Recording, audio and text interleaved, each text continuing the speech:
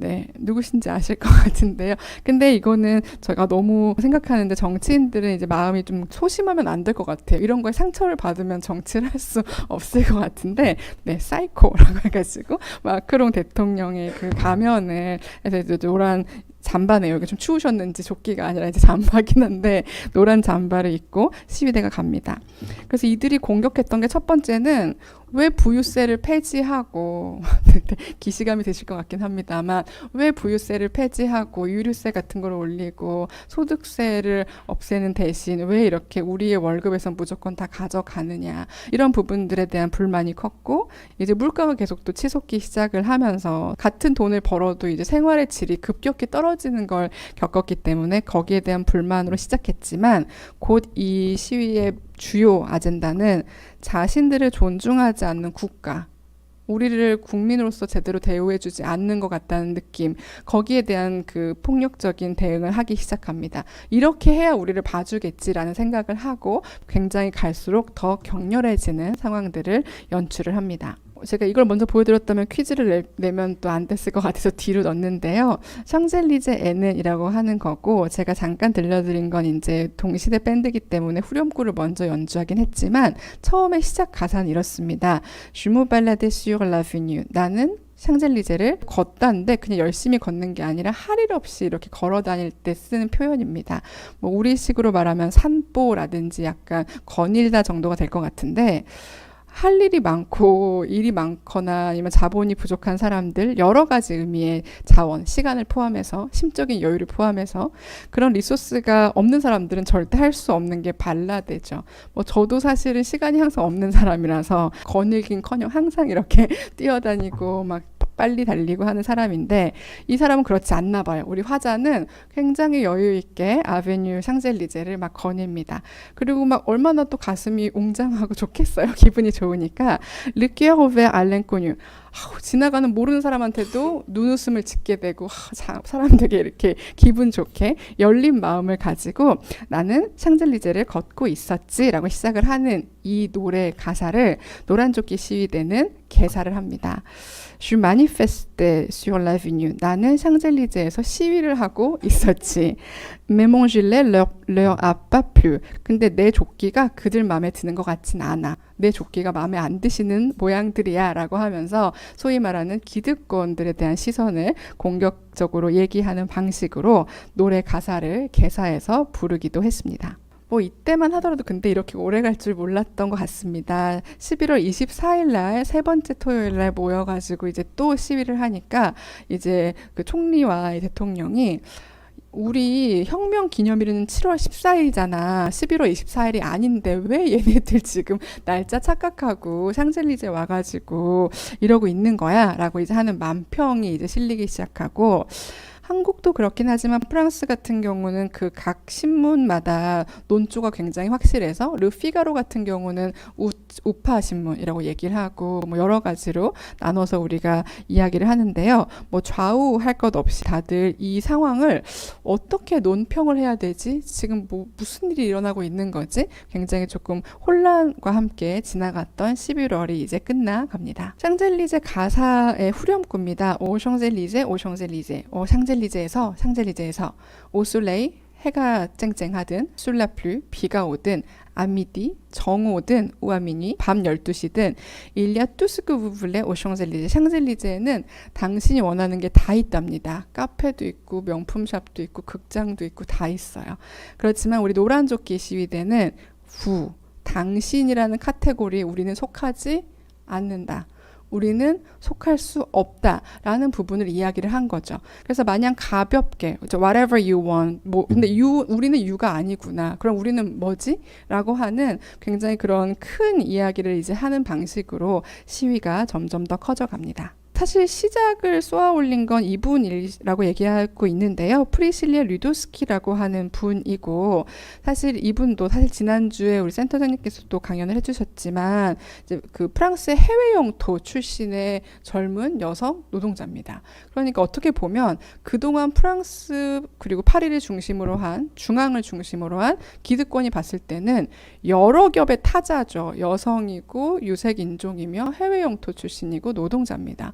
그런데 이 여성이 온라인에다가 대통령에게 청원을 합니다. 그게 2018년 5월이고요. 그때부터 점점 이제 디젤 값을 올리면서 우리는 친환경 모빌리티로 가고 막 이런 거대 담론들을 정부가 드라이브를 거니까 좋습니다. 그런데 그렇게 가는 과정에서 가장 1차적으로 타격을 받을 사람들에 대해서는 왜 생각을 안 하십니까? 라는 얘기를 담아서 소매 연료 가격 인하를 위한 청원을 시작을 합니다. 처음에는 그냥 원어브 댐 같은 청원이었겠죠. 얼마나 청원이 많겠어요, 대통령한테.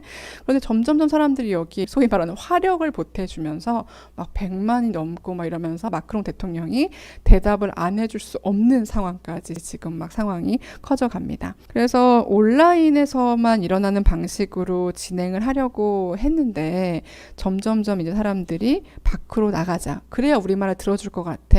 왜냐하면 대통령의 답변은 너무 미온적이고 그냥 우리 아마 공공기관의 민원 넣어보신 선생님들은 아실 텐데 답변이 거의 챗봇 수준으로 감사합니다. 뭐 시정하겠습니다. 살펴보겠습니다. 하시지. 진짜 내가 왜 이걸 불만을 가지고 있고 내가 나에 대해서 나와 어떻게 이야기를 풀어갈 거에 대한 것들은 사실 많이 없는 것 같아요. 그나마 답변해 주시면 좀 다행이긴 하지만 이제 그런 걸 이제 견디다 못해서 이제 나오게 되고 노란 시위 운동에 주동자가 있다라고 우리가 특정하기는 조금 어려운 운동이긴 하지만 메인 액터를 꼽으라면 그 중에 꼭 들어가는 분이 프리실리아 류도스키라고 하는 분이고 제가 찾아보니까 유럽연합의 그 환경을 추구하는 당으로 이제 아마 출마를 곧 하실 계획이라는 뉴스까지 확인을 했습니다. 11월 달에 한 3주 정도 하고 말겠지라고 했는데 12월이 넘어가니까 이게 굉장히 큰 운동으로 시작될 조짐이 보이기 시작합니다.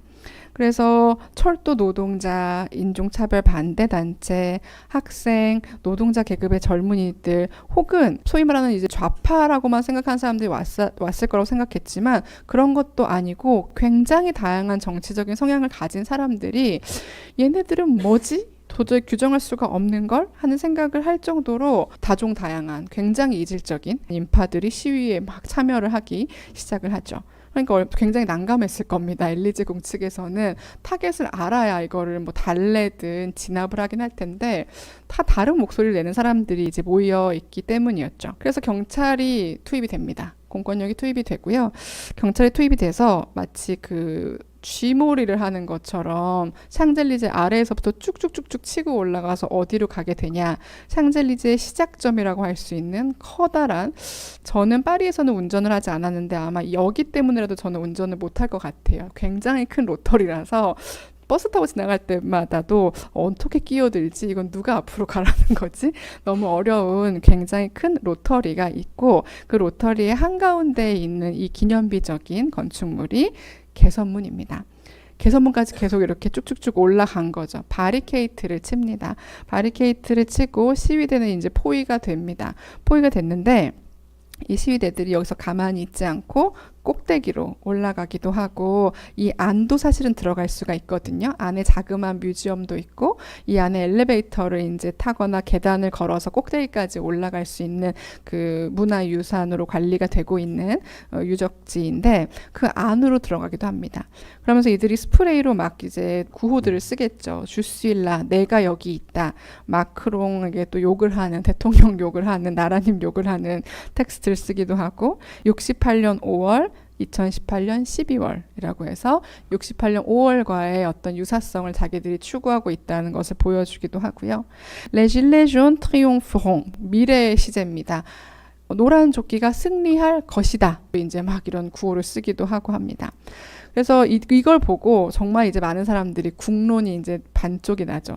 너무 얘네들 심한 거 아니야? 개선문은 정말 우리의 문화유적인데 여기에 낙서를 하고 소위 말하는 문화재 파괴라고 할 수 있는 반달리즘을 자행하고 얘네들 좀 문제가 있어라고 중도적인 입장을 가졌던 사람들도 생각을 하게 만드는 폭력적인 장면들이 계속 송출이 되는 상황이 벌어집니다. 그런데 이들이 가서 심지어는 이 여기 있는 조각 작품 중에 하나가 라 마르세이에즈라고 하는 말 그대로 공화국의 혁명군들이 불렀던 노래 제목이기도 하고 지금 프랑스 국가도 마르세이에즈라고 하는데요. 의용군, 혁명군을 의인화한 이 조각상의 눈도 근데 사실 몰라요. 이거는 시위대가 한 건지 뭐 경찰이 한 건지 아무도 모르는데 당연히 사람들은 이 장면이 계속 송출되니까 와, 얘네들 안 되겠네. 너무 폭력적으로 가네. 라는 생각을 하게 만드는 장면들이 보여집니다. 그렇지만 여기에 있는 그 1, 2차 대전 참전 용사들을 기리는 어떤 불꽃이 꺼지지 않고 항상 이렇게 가운데 있는데 시위대가 거기는 절대 건드리지 않아요. 사람들이 궁금한 거죠. 이들이 공격하는 건 국가인가? 정부인가? 공화주의인가? 이게 굉장히 모호해진 상황들로 연출이 되기도 하고 가장 먼저 개선문에 들어갔다는 걸로 이제 연행이 됐던 알리라고 하는 사람의 그 인터뷰를 보니까 자기를 파시스트 취급을 해가지고 너무 화가 나고 억울했다. 자기는 그게 아니었다라고 이야기를 하는 인터뷰도 있었습니다. 그래서 정말 이제 일주일이 지나갈수록 굉장히 이제 사태가 더 심각해지는 부분들이 있습니다. 아마 지금 한 편의 영화가 세대를 막론하고 지금 저희 모두에게 굉장히 격렬한 반응을 불러일으키고 있는 것 같은데 12월 8일 드디어 이제 헌병과 장갑차가 등장을 하죠. 이제 탄력을 받았죠. 저렇게 폭력적이면 인명사고도 날 수도 있고 많은 사상자가 나올 수도 있기 때문에 공권력의 이름으로 우리가 개입을 하겠다라는 게 정당화되는 상황이 연출이 된 겁니다. 그래서 헌병과 장갑차가 이제 들어왔고 경찰들이 총기를 사용할 수 있다라고 하는 조건부 허가까지도 정부가 내주게 됩니다. 그런데 그러면 폭력은 폭력을 부르니까 더 폭력적으로 시위대가 나올 거라고 생각했거든요. 근데 그 다음 주 시위에 엄청나게 문화적인 면모들을 보여줍니다. 이게 여기 다 성인이시니까 괜찮을 것 같고요.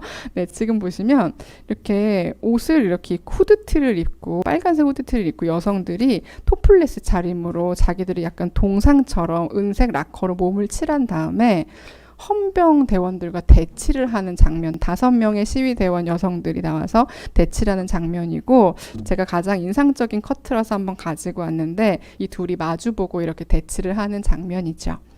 이걸 보면 사실 프랑스 사람들이나 프랑스 문화나 역사에 대한 지식이 조금이라도 있는 사람은 이 시위대가 노리는 게 무엇이구나, 이 시위대가 뭘 노리고 이렇게 분장을 했구나를 바로 캐치할 수 있는 굉장히 유명한 상징이자 리퍼런스입니다.